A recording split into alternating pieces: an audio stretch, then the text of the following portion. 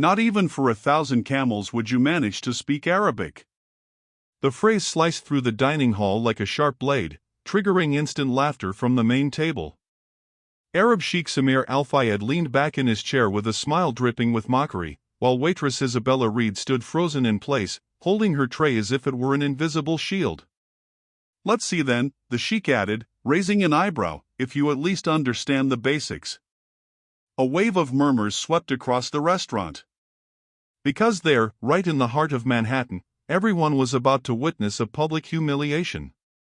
But what no one could have imagined was that the plot twist would come from the most unlikely figure in that luxurious restaurant. The waitress. And it would be devastating. If you enjoy stories with shocking twists, go ahead and leave your like. A few moments earlier, the most sophisticated restaurant on Park Avenue lived its usual night of silent luxury. Under warm yellow lights reflected on glass panels, impeccably dressed executives spoke softly, reviewing contracts and making toasts over deals that could move millions. It was the kind of place where money wasn't displayed. It was assumed. Circulating between the tables was the young Isabella Reed. Simple in her black and white uniform, elegant despite her exhaustion, she glided between chairs with light steps and the posture of someone shaped by years of hard work. The waitress, always polite, always invisible, had barely caught her breath during that double shift. But invisibility was something Isabella had long since gotten used to. Until he walked in. Samir Al-Fayed. The Sheikh crossed the dining hall flanked by two advisors, carrying the dominating aura of someone fully aware of the weight his name held. He didn't need flashy jewelry or ostentation. Everything about him, from his calculating gaze to his comfortable silence, radiated ancient and rich power.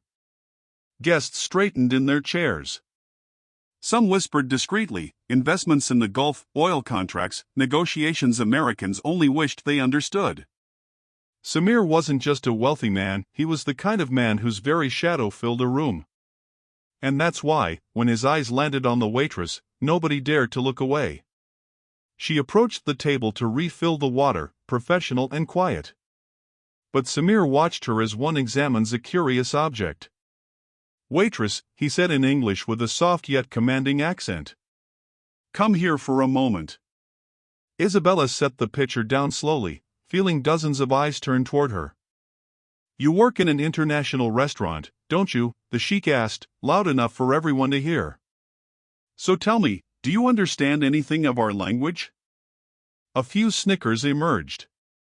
His tone wasn't curious. It was provocative.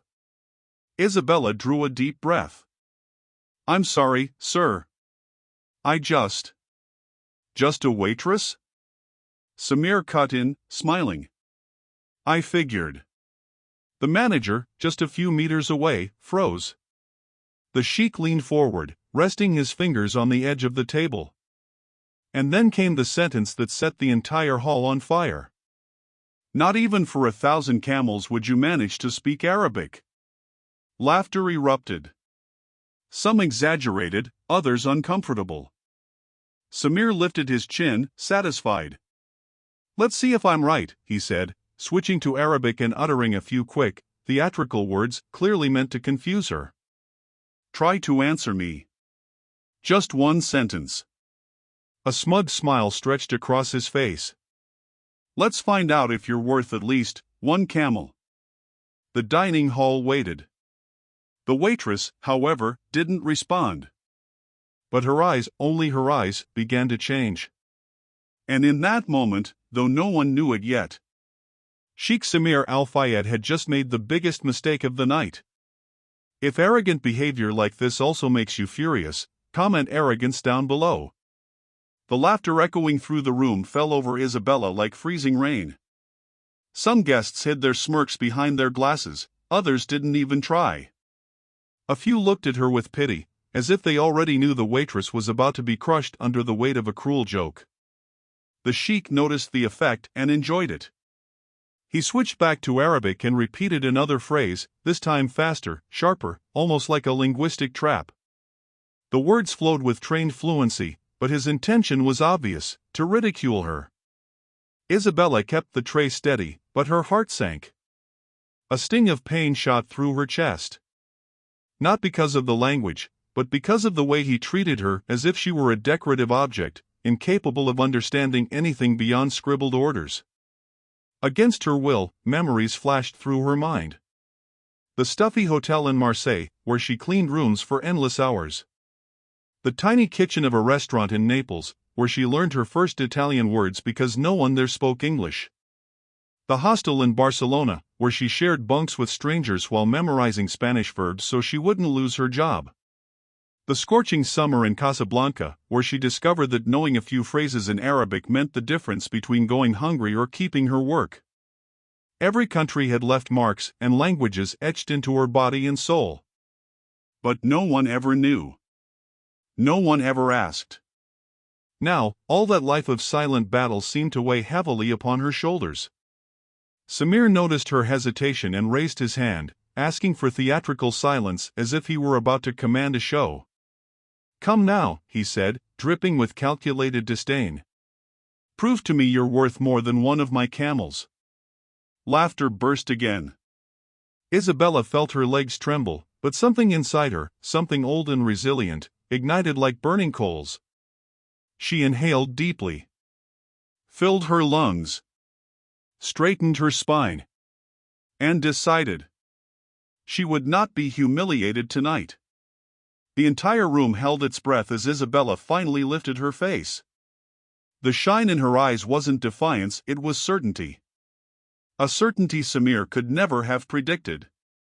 And then, in a low yet firm voice, she replied. In classical Arabic. The pronunciation was flawless. The cadence, perfect. The tone, respectful and balanced. It was like hearing an ancestral language revived by someone who carried it naturally, not as a trick, but as part of the heart. Silence fell so heavy that even the silverware froze mid-air. Samir's eyes widened, unable to hide his shock. It was as if the table had collapsed beneath him. But Isabella didn't stop. She shifted into French, with a soft elegance almost poetic. As she spoke, quick flashes rushed through her mind. The small window of the hotel in Nice, the sound of doors slamming in the hallway, the scent of cheap perfume mixed with clean sheets. Without losing rhythm, she let the French melt effortlessly into Italian, with a smile that even surprised herself. She remembered the warm nights in the trattoria in Naples, where she washed dishes while old ladies argued loudly about recipes. And before anyone could breathe, Isabella slipped into Spanish, naturally, as if she had been born in Barcelona. Languages learned not out of luxury, but out of survival. Finally, she ended in impeccable English, lifting her eyes directly to Samir. Languages saved me, sir. You shouldn't laugh at what you don't understand. The impact was immediate. A murmur swept across the entire hall, quick and electric. Executives exchanged stunned looks.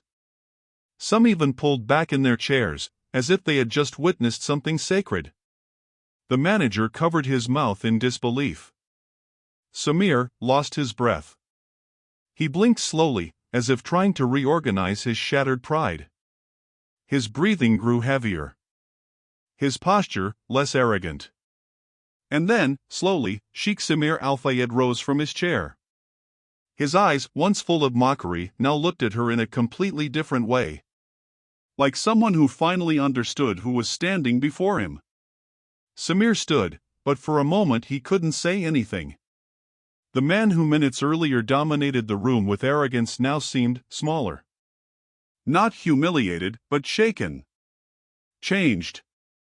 When he finally found his voice, it came out different, lower, almost hesitant. Where did you learn all of that? There was no mockery. No authority. The question was human. Isabella took a deep breath, still holding the tray. Working, she said simply. Surviving. The words hit Samir like a soft but precise blow. It wasn't talent. It wasn't privilege. It was struggle. It was necessity. And he understood. The manager, realizing the gravity of the moment, rushed forward, trying to shield Isabella from the sudden attention. "Sir, please, she doesn't." Samir raised a hand without even looking at him. "Silence." He turned back to Isabella. "I want to hear."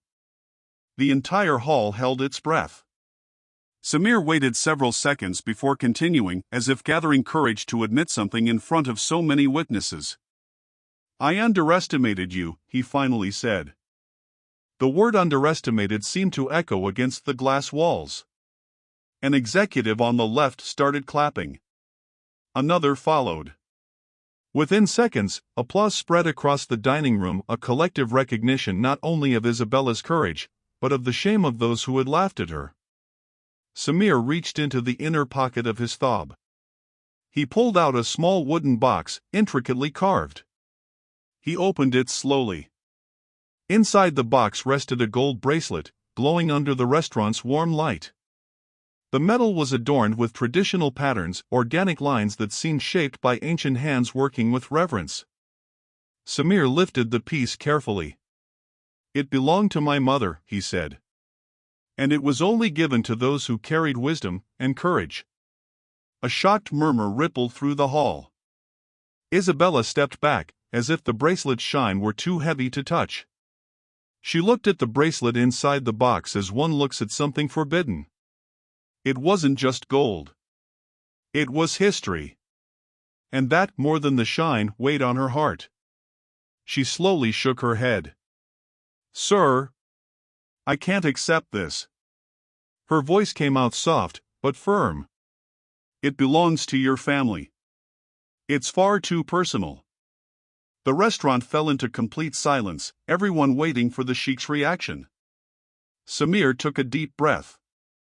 When he lifted his eyes, there was no wounded pride left, no trace of arrogance. There was only respect, a real, deep respect that only appears when someone learns something they never expected to learn. "It's not payment," he said, stepping closer.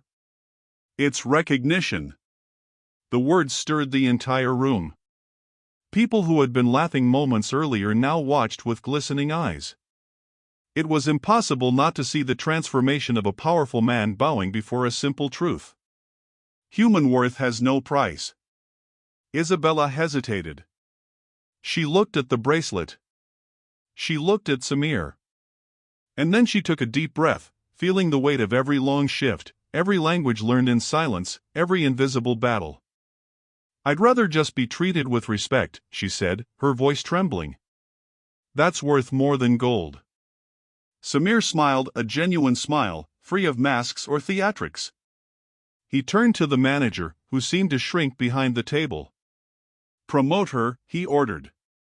"She doesn't belong on the floor of this restaurant. She deserves to be seen." The manager swallowed hard and nodded immediately, feeling the weight of his own shame. Then Samir placed the bracelet gently onto Isabella's tray, with almost reverent care. "Keep it," he murmured. "Not as wealth, but as a reminder of the day you taught me something my money could never buy." Isabella held the bracelet carefully, emotional yet still guided by the humility that had carried her this far. She walked toward the back of the restaurant, the golden light reflecting off the bracelet like a small sun resting on her wrist. And in that refined dining hall, everyone witnessed something that can only be learned by living it. Some people wear gold on their wrist, while others carry it within themselves.